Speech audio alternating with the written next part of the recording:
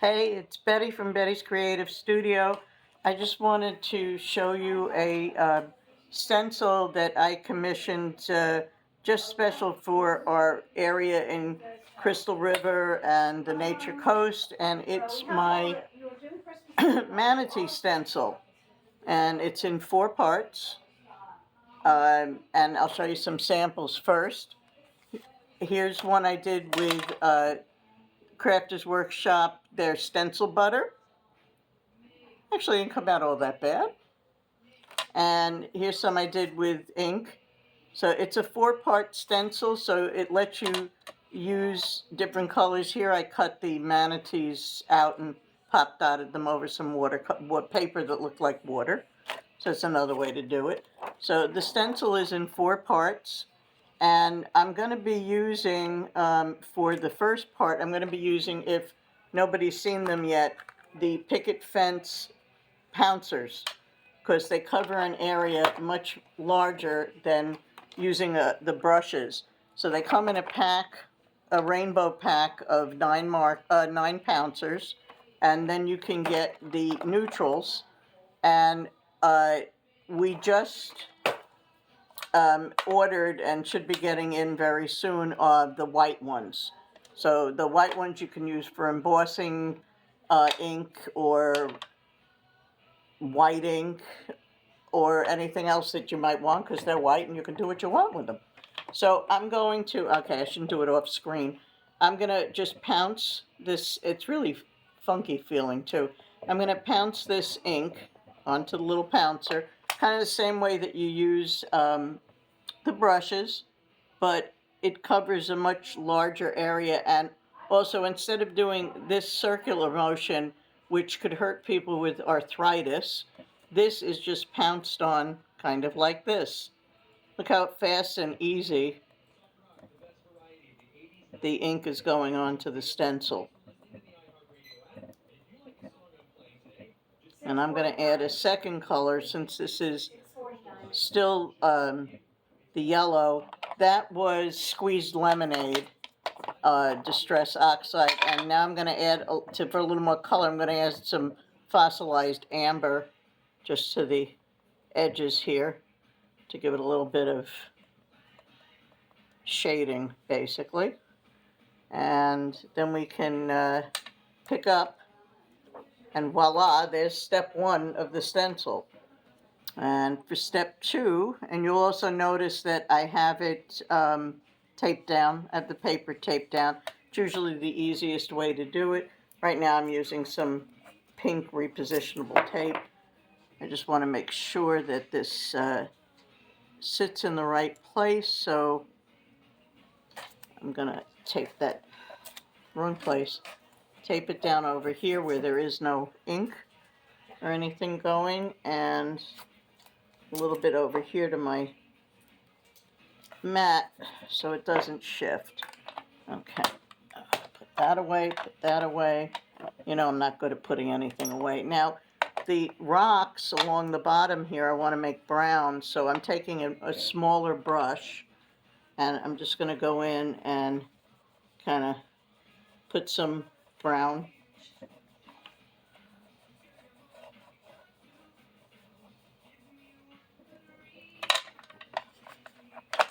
And then we have, oops, missed one. Then we have the seagrass that we want to get in green, and this one I'm using even a thinner brush because I want to get back in here where the brown overrode the green. So this way I'm using not only the pouncers, but I'm also using the brushes. Both have their possibilities, and I'll be using another pouncer when I do the bodies of the manatees, because again, just quicker, easier. These just tiny little details with the plants. And, you know, life doesn't have to be perfect. Oh, that's coming out good. Okay. So now I need to, oh, thank you. Yeah, I need to put my little sticky thing on here. Let's go, we're going to the Manatee body. And you can already see exactly where to line it up if it wasn't being lined up perfectly before. There we go. What perfection, huh? So now we have the big bodies of the manatees. And I'm going to take the gray pouncer,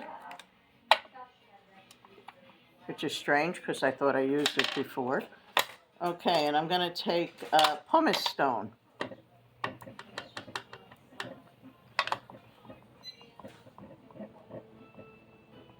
I covered it up.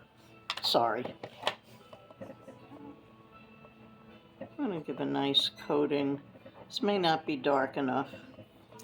Now, I think I'm going to have to go to hickory smoke. Not dark enough.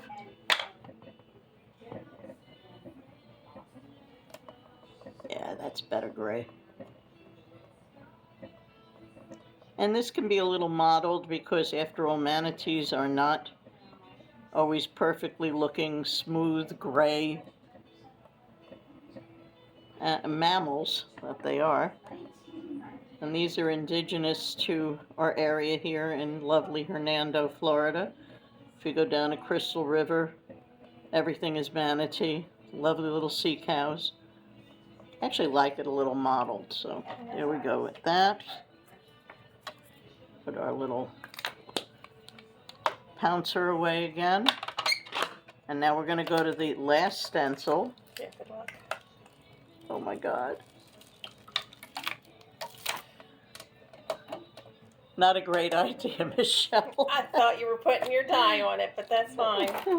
Not your dye, your ink. Ink, I know. I know what you did it for, but yeah. Okay, so now we're going to line up our lovely manatee again to step number 4. Well, Carrie took a lot of all her stuff with her, yep. And there we go with that. And this time I'm actually going to use, not a distress, I'm going to use one of my favorite black inks, which is the Maker Forte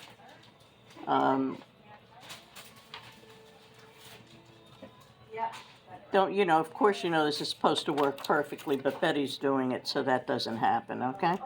I always say that if there's a mistake to be made, trust me, I'll make it. All right, so we're going to get that as close as we can because I'm not perfect. And I'm going to use, this is the Maker Forte Eclipse Black. It's one of my favorites. And I'm going to put it on a little round brush because all we have, look at how dark that is. All we have are these little areas that are going to outline the stencil. And of course, as soon as I'm finished with this, I will bring it over to the sink to wash. Oh, incoming. Okay. That look good, Michelle? Perfect. Okay.